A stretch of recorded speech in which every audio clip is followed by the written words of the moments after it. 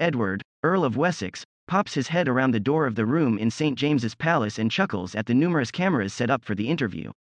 Do you have enough? He laughs.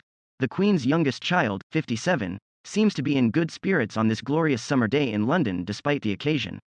Thursday would have been the 100th birthday of Edward's father, Prince Philip, and he is marking the date by reflecting on the Duke of Edinburgh's legacy and his eponymous award program. Headlines probing the relationship between the Sussexes and the rest of the family have been frequent since the couple relinquished their roles as working royals last year and relocated to California.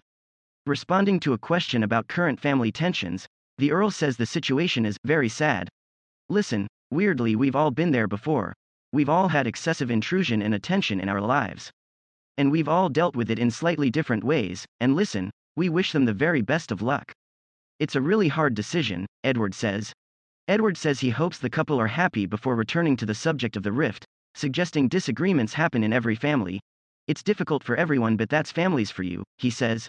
It was an experience that so many other families have had to go through during this past year or 18 months, and so in that sense, it was particularly poignant, says Edward.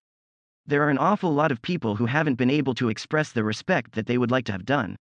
I think many people would have liked to have been there to support the Queen. I think that it was a fantastic partnership, but over the last couple of weeks, life has got considerably busier. Things are beginning to open up more. There are more activities, so weirdly that sort of fills any particular void, he said. I think there are going to be other times further along the year where I think that it will become a bit more poignant and a bit harder. But at the moment, thank you very much indeed for asking. I think that everybody's in pretty good shape really, and just working rather too hard. Rather too hard may be something of an understatement. The monarch, despite her advancing age, has consistently maintained a demanding diary in recent years. Even before the coronavirus upended life in the UK last March, she had conducted 296 engagements between 2019 and 2020. Unable to do everything herself, the monarch leans on several generations of close family members to complete more than 3,000 engagements both at home and abroad each year. Edward and his wife, Sophie, Countess of Wessex, are increasingly playing a more active role in supporting the Queen following Harry and Meghan's relocation to California, as well as Prince Andrew's withdrawal from public duties over his association with convicted sex offender Jeffrey Epstein. Trying to be there as a friendly ear at times absolutely, is really important, Edward says. Edward says the get-together is a perfect opportunity for the pair to meet. We've all, as a family, had very close links with America. We used to, not so much now, but we used to spend a lot of time going backwards and forwards, maintaining those links, the connections, the heritage. We've been through a lot together. And that's what really good friendship is about. What the pair will discuss is anyone's guess, including his. The fact that conversations with the monarch stay private in this day and age is a bit strange, Edward says. People really do respect the fact that this is a genuinely private, off-the-record conversation, so they really can talk about things and get to the heart of things and in a very genuine fashion, because they know it's not going to come out. Instead, what the royals have always made sure to champion publicly is their commitment to public service, an area in which Prince Philip was something of an innovator. Arguably his greatest achievement was his Duke of Edinburgh's Award, a youth development program he established in 1956. It's a framework of activities. It was said to encourage young people and adults to get involved in non-formal activities or out-of-classroom learning, Edward says. And of course, it empowered both adults and young people to take control of their destinies, and it doesn't matter where in the world that young person or that adult is, it's the same.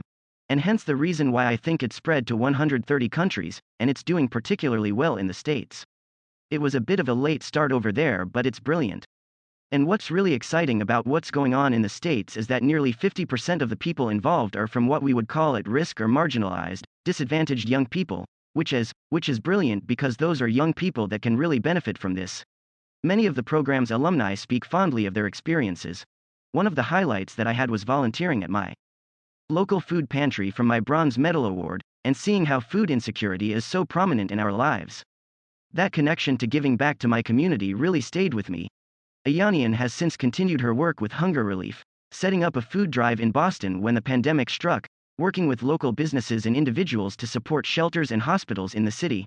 I partnered with corporations, distributors, restaurants, and dedicated individuals really to do our part in helping our community during these trying times. But it all stems from this award and the impact that it really made on my life, she says. Ayanian says the program's present-day international reach is an important part of Prince Philip's legacy. He has made such an impact on, not only youth in the UK, but globally, and I think that that's what's so impressive with his work, she says.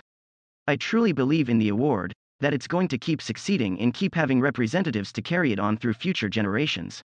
And I'm proud to be a part of his legacy. It's really an honor. For me, it's one of the best things you can do as a young adult, Ekenez says. You also go on these adventurous journeys where you get to work on your leadership, on your team building, and on your exploration, and seek out new passions. He says he's grateful that the Duke of Edinburgh created the program. He will go down as someone who has helped millions of young adults transform themselves and develop into better people and aware citizens. Edward, too, sees his father's legacy in the many lives he quietly helped to change. He was always incredibly self-effacing, wasn't he? It was about other people. He just gave them the nudge, the encouragement, and off they go, he says. And tragically, it wasn't until he passed away that everybody went, wow, that's what he did. And of course, it's too late, he never found out. But then, I suspect that if he had made it to his 100th birthday, a lot of that would have come out, and it would have been lovely for him to have heard it himself. But then again, because he was just so self-effacing, he just wouldn't have wanted the fuss and the bother. That wasn't him, that was just not him at all.